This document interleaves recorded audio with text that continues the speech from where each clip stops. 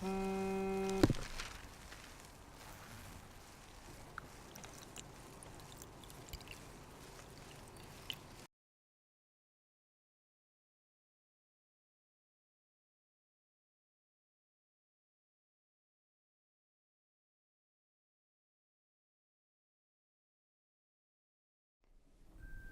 rule of thumb for Hollywood Foley technique is that anything that you visibly see on screen should have an associated sound.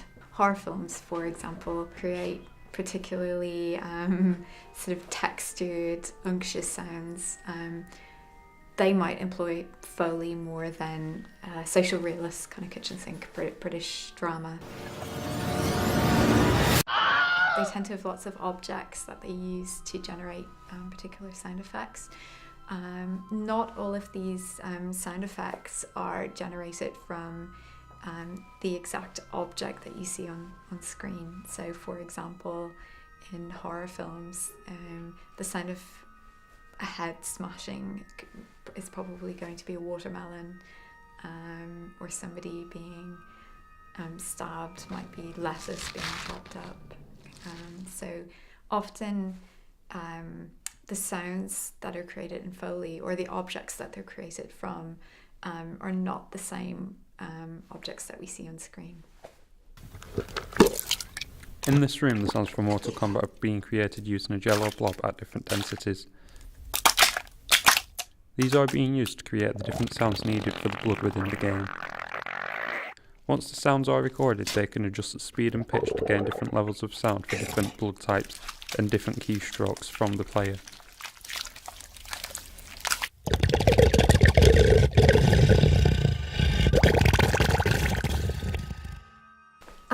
Foley artists tend to work in sound studios, so they tend to be specially adapted. They tend to have a big screen on one end, and they tend to have lots of different textures, so pits essentially with different textures to create different sonic environments for walking in particular. I think it's something that takes practice. I would recommend though that you actually take Foley as much as possible on set, because it will be easier to build it into the world of the film, because the sounds will have the same sonic properties that you recorded at. It's more difficult to worldize studio generated sounds than it is to record things on set. Take a look at this scene from Once Upon a Time in the West.